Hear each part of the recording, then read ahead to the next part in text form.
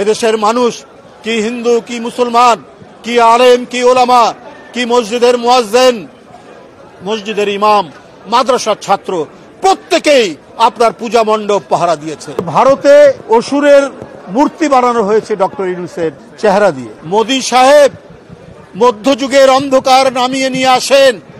আমরা বাংলাদেশের মানুষ সেই অন্ধকার আমরা গ্রহণ করতে পারি না।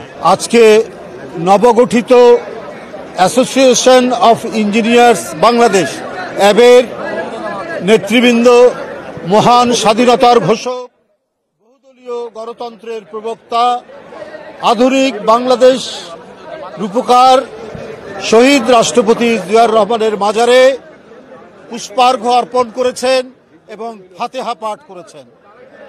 আমরা বাংলাদেশ জাতীয়তাবাদী দলের পক্ষ থেকে শাহরিন ইসলাম তুহিনের নেতৃত্বে অ্যাবের এই নবগঠিত কমিটির প্রতি জানাচ্ছি আন্তরিক শুভেচ্ছা এবং অভিনন্দন। বন্ধুরা, বাংলাদেশ জাতীয়তাবাদী দল প্রত্যাশা করে অ্যাসোসিয়েশন অফ ইঞ্জিনিয়ার্স বাংলাদেশ, এদের নেতৃবৃন্দ প্রত্যেকেই মেধাবী এবং বাংলাদেশের শ্রেষ্ঠ ইঞ্জিনিয়ারিং বিদ্যা নিকেতন থেকে তারা গ্র্যাজুয়েশন এবং পোস্ট গ্র্যাজুয়েশন করেছেন। একটি দেশকে উন্নত, উৎপাদনশীল এবং আধুনিক অগ্রযাত্রার দিকে এগিয়ে নিয়ে যাওয়ার ক্ষেত্রে প্রকৌশলীদের অনবদ্য অবদান থাকে। আমরা মনে করি আজকে বাংলাদেশের যতটুকু অগ্রগতি, বাংলাদেশ যতটুকু এগিয়েছে, তার পেছনে বাংলাদেশের প্রকৌশলীদের একটি অসামান্য অবদান রয়েছে। আপনারা জানেন, এদেশের এক মহান জাতীয়তাবাদী দেশপ্রেমিক নেতা এবং রাষ্ট্রনায়ক শহীদ রাষ্ট্রপতি জিয়াউর রহমান নিজেদের ইঞ্জিনিয়ারিং কৌশল এবং প্রকৌশলীদের দিয়ে তিনি তিস্তা ব্যারেজের মতো একটি বহুমুখী প্রকল্প এবং এই দেশের একটি প্রথম সম্পূর্ণ নিজস্ব অর্থায়ন এবং নিজেদের মেধা, নিজেদের প্রকৌশলীদের দিয়ে তিনি সেই প্রকল্পটি গড়ে তুলেছেন।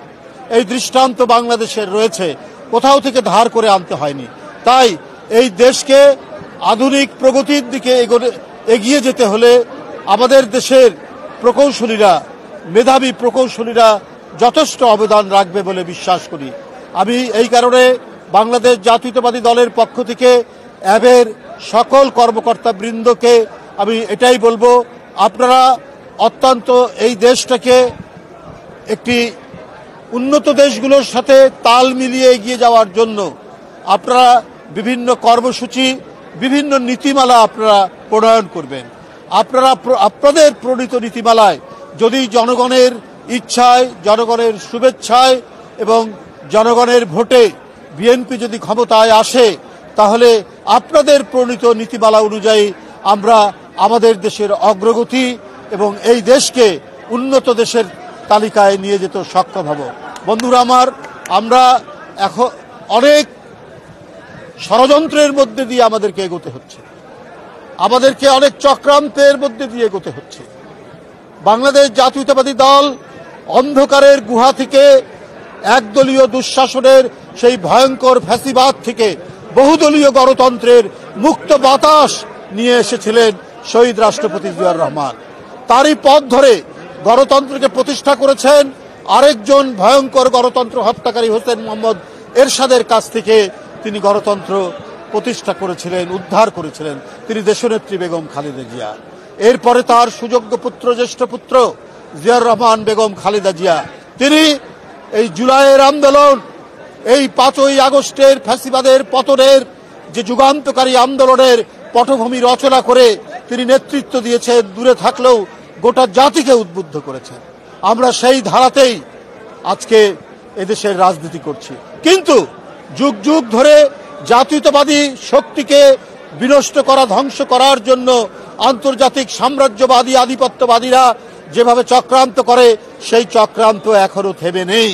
তারা নানাভাবেই চক্রান্ত করছেন এবং তাদের চক্রান্ত বাস্তবায়নের জন্য নানা ধরনের মাস্টার প্ল্যান তারা করে যাচ্ছে।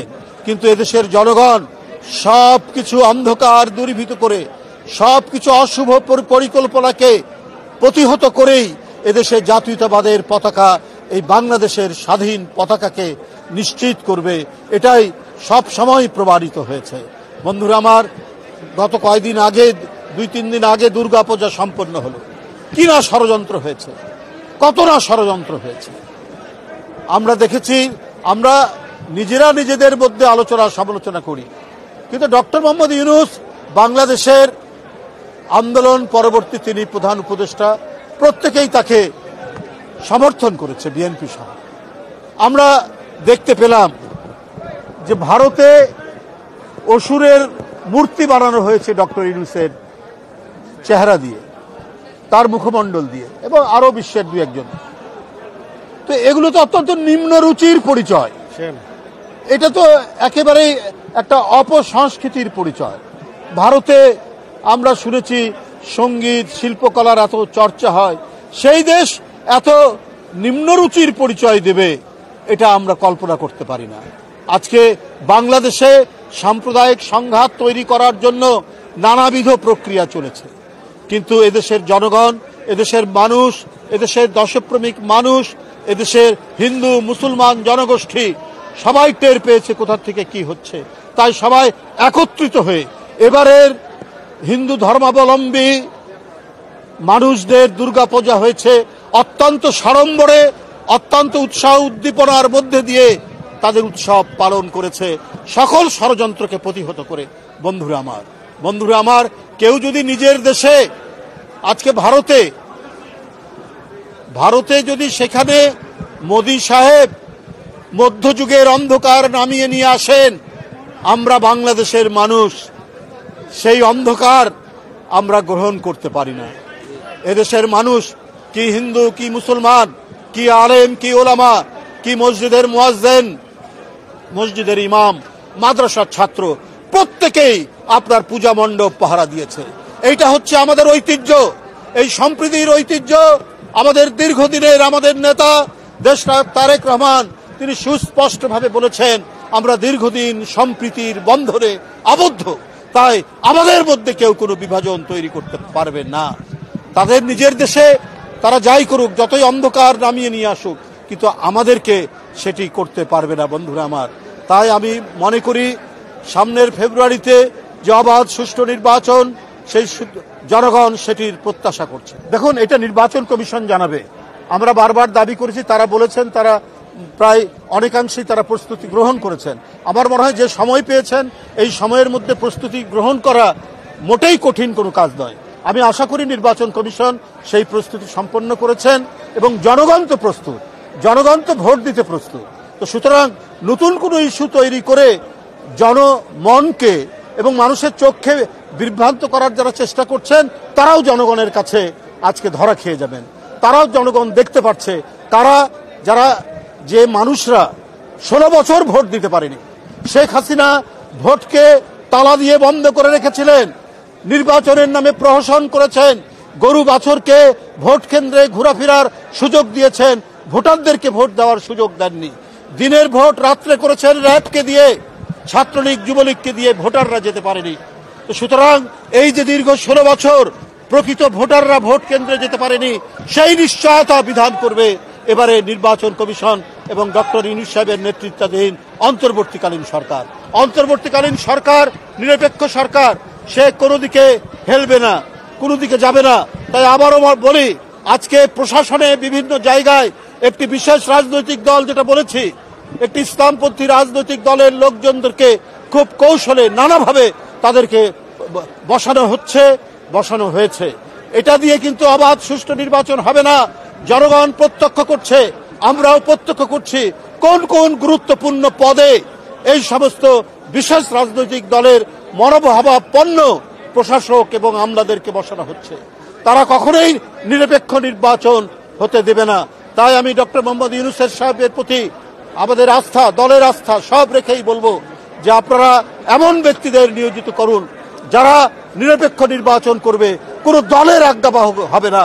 আজকে 16 বছর শেখ হাসিনা দলের আজ্ঞাবাহী নির্বাচন কমিশন, প্রশাসন, পুলিশ দিয়ে একচেটিয়া দুর্বৃত্তের যে শাসন করেছিলেন, আওয়ামী ফ্যাসিবাদের শাসন করেছিলেন, আরেকটি কোনো নতুন ফ্যাসিবাদের শাসন এদেশে মানুষ দেখতে চায় না। আমরা দেখেছি 91 সালে এরশাদের পতনের পর শেখ হাসিনা ইন্ডিয়া থেকে ফেরত এসে বলল যে বিএনপি 10টিরও বেশি সিট পাবে না। মনে আছে না আপনাদের? একেবারে স্পষ্টভাবে বলেছেন যে বিএনপি 10টির বেশি সিট পাবে না। যারা অহংকার করে, যারা মিথ্যাচার করে, যারা বিভিন্ন সামাজিক যোগাযোগ মাধ্যমে মানুষের বিরুদ্ধে কলঙ্ক রটায়, এদেরকেও মানুষ চেনে। বন্ধুরা আমার, জনগণের ইচ্ছায় যারা 16 বছর আপোষহীন লড়াই করেছে কারা তারা জনগণ জানে। তাই ভ্রান্ত স্ট্যাটিস্টিক্স দিয়ে, ভ্রান্ত তথ্য দিয়ে জনগণকে বিভ্রান্ত করতে পারবেন না। অবজ্ঞা করবেন, জনগণ তার সঠিক রায় দিয়ে দেবে। কারণ ধানের শীষ তাদের প্রিয় প্রতীক, এই প্রতীকে তারা দীর্ঘদিন ভোট দিতে পারেনি। এই ধানের শীষ উৎপাদন, স্বাধীনতা, সার্বভৌমত্বের প্রতীক। তাই বন্ধুরা আমার, আপনি এইটাকে মিথ্যাচার দিয়ে এবং মিথ্যা পরিসংখ্যান দিয়ে বিভ্রান্ত করতে পারবেন না। আমি আবারও অ্যাবকে, শাহরিন ইসলাম তুহিনের নেতৃত্বাধীন অ্যাব এরা অনেক যুগান্তকারী কর্মসূচি নেবে, অনেক ভালো ভালো তারা নীতিমালা গ্রহণ করবে এবং সামনের দিকে তারা এই পেশাজীবী সংগঠনটিকে বাংলাদেশের একটি অন্যতম এবং সকলের কাছে গ্রহণযোগ্য একটি পেশাজীবী সংগঠনে পরিণত করবে।